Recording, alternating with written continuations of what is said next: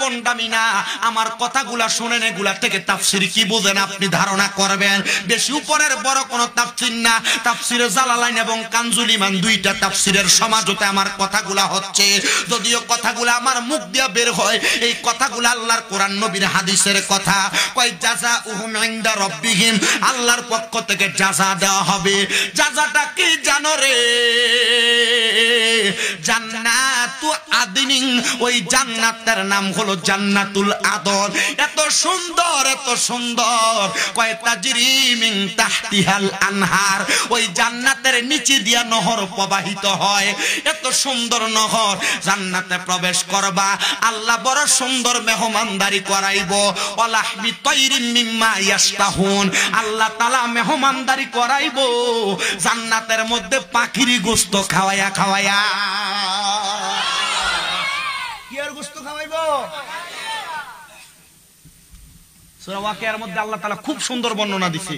যুবক ভাইরা যারা আপনারা এখানে আছেন, কখনো সুযোগ হইলে কানজুল ইমান লেখা প্লে স্টোরের ভিতরে সার্চ দিবেন, এটা নামায়া সূরা ওয়াকিয়ার তাফসীর করবেন আর সূরা বাইয়ানার তাফসীর করবেন, অনুবাদগুলো পড়লেও চলবে।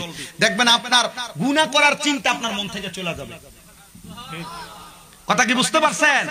গুনাহ করার চিন্তা চলে যাবে।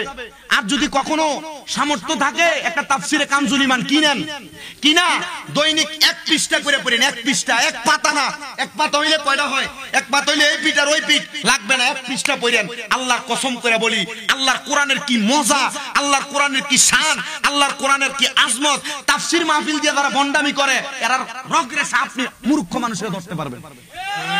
কথা কি বুঝতে পারছেন আপনারা? তাফসীর এত সোজা বিষয় না। আমি তাফসীর করি না, আমি নরমাল মানুষ, আমি ছাত্র মানুষ, এখনো কামেল প্রথম বর্ষে পড়ি মাত্র।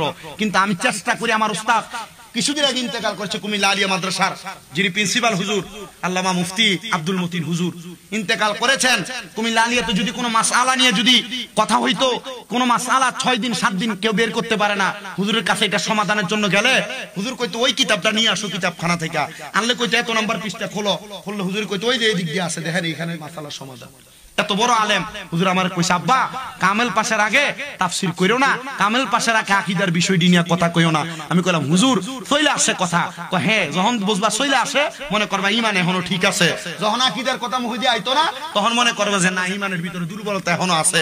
তবে আব্বা হিকমত খাড়ায় কথা কইস, ভবিষ্যতের জামানা বড় কঠিন। আমি কইলাম তো হুজুর হিকমত কইরা কথা কইতে গেলে তো অবস্থা খারাপ। হুজুরের ইন্তেকালের অল্প কিছুদিন আগে মানে 27শে ফেব্রুয়ারি আমি মাদ্রাসায় ফর্ম ফিল আপ করতে গেছি, সালাম করতে হুজুর আর তুমি সালাম করো না। হুজুর আমার তখন কইছে তোরাই তো এটা বহুত মানুষ সালাম করে। আমি কইলাম হুজুর এটা আপনাদের দোয়ার বরকত, আমার এলেম কালাম নাই, তবে আপনাদের দোয়া। হুজুর ফর্ম ফিল আপ করতাম আইছি 6000 টাকা চাই, কত দিতাম? 4000 দিলাম।